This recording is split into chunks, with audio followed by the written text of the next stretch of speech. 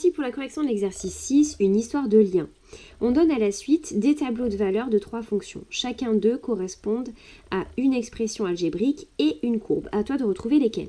Donc là, dans cet exercice, tu vas apprendre donc à jongler entre les 3 représentations possibles d'une fonction, à savoir la représentation grâce à un tableau de valeurs. On peut représenter aussi une fonction par son expression algébrique, puis sa représentation graphique. Alors, on y va, on va essayer déjà d'attribuer à chacun des tableaux l'expression algébrique correspondante. Alors, je te rappelle que dans la ligne des x, c'est dans cette ligne-là qu'on lit les antécédents de la fonction, et sur la ligne des f des x, c'est la ligne sur laquelle on lit les images des fonctions. Donc, par exemple, ici, pour la première expression, l'image, alors pour ce premier tableau-là, l'image de 1, ça doit être 2. C'est-à-dire que si tu remplaces x par 1 dans l'expression algébrique de ta fonction, eh bien tu dois obtenir 2. Alors, tiens, on va remplacer x dans cette expression algébrique par 1 et puis on va voir ce qui se passe. Alors, si je remplace donc x ici par 1, moins 0,5 fois 1 au carré, ça fait moins 0,5, plus 0,5 fois 1, c'est-à-dire 0,5 moins 0,5 plus 0,5, 0, plus 6, 6. Donc l'image de 1, avec cette expression algébrique-là, l'image de 1 par cette fonction-là, on doit obtenir 6. Alors tu vois, l'image de 1, ici c'est 2, et pour ce tableau-là, c'est aussi 2. Donc ça peut ni être celui-ci, ni être celui-ci, donc c'est forcément la fonction h de x. Hop. Et pour continuer de s'entraîner, eh bien tu peux vérifier. Tu vois, avec la fonction h de x, l'image de 2 par la fonction h, ça doit être 5. Ça veut dire que si tu remplaces x par 2 dans son expression algébrique, tu dois obtenir 5. Alors 2 au carré, 4, moins 0,5 fois 4, ça fait moins 2. Ensuite, 0,5 fois 2, ça fait 1. Donc moins 2 plus 1, moins 1. Moins 1 plus 6, 5. Et puis tu peux faire pareil avec 3 ou avec moins 3 ensuite. Ok, alors maintenant il faut qu'on tranche entre ces deux tableaux, ces deux fonctions-là et ces deux expressions algébriques-là. Alors par exemple, maintenant si on s'intéresse à cette expression algébrique-là, tiens, on va essayer avec x égale 1, comme ce sont des calculs faciles à faire. Donc ici, je vais essayer de voir quelle est l'image de 1 avec cette expression algébrique-là, donc par cette fonction-là. 0,5 fois 1, 0,5 plus 1,5, bon mais ça me donne 2 forcément, soit c'est celle-ci, il n'y a plus le choix. Tiens, on va essayer avec 2, puisque 2 après je retrouve pas, j'ai pas l'image de 2 avec ce tableau-là.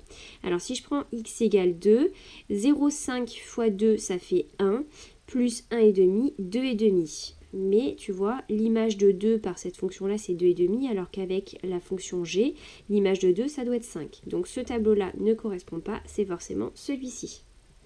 Donc ça va être l'expression algébrique de la fonction f. Et tu peux vérifier. Donc avec 3, si x égale 3, 1,5 fois 3, ça fait 1,5. 1,5 plus 1,5, ça fait 3. Donc l'image de 3, c'est 3. Bon, et forcément, après, le dernier tableau de valeur qui nous reste de la fonction g de x, donc forcément, cette expression algébrique, ce sera l'expression algébrique de notre fonction g. Bon, maintenant, il faut qu'on fasse les liens avec les représentations graphiques. Alors, on va chercher, tiens, la représentation graphique de la fonction associée, donc la représentation graphique ici de la fonction f. Donc, comme on obtient ce tableau de valeur-là, cela signifie que, ta fonction f, elle doit passer par les points de coordonnées moins 3, 0. Donc moins 3, 0, il est ici. Donc ça peut être soit la droite qui est rose, soit ici ce qu'on appelle la parabole qui est orange. Ensuite, la représentation graphique de la fonction f, elle doit passer par le point de coordonnées 1, 2. Donc 1, 2, c'est ici. Alors du coup, ça peut être soit la rose, soit la bleue. Et enfin, on voit... Donc ici, la représentation graphique doit passer par le point de coordonnées 3, 3. 3, 3, on est ici. Donc ça correspond, tu vois, ici, c'est la représentation graphique. C'est cette droite-là. On a bien les 3 points qui sont ici. L'image de moins 3 par la fonction f, c'est 0. L'image de 1 par la fonction f, c'est 2. L'image de la fonction f, l'image de 3 par la fonction f, c'est 3. Donc ici, la droite qui est rose, c'est la courbe représentative de la fonction f. Ensuite, les deux paraboles, donc la représentation graphique ici, la bleue, c'est aussi une parabole, sauf qu'elle est orientée dans l'autre sens que la parabole qui est orange. Alors, pour la fonction g, tu vois que la représentation graphique, elle va passer par le point de coordonnées moins 1, 5, moins 1, 5, c'est là. Donc ça peut être encore soit la parabole bleue, soit la parabole orange. Ensuite, elle doit passer par le point de coordonnées 1, 2. 1, 2 ici, bah là on est sur la bleue. Et tu vois le dernier point, 2, 5, 2, 5 ici. Donc c'est la parabole bleue qui est la courbe représentative de la fonction g.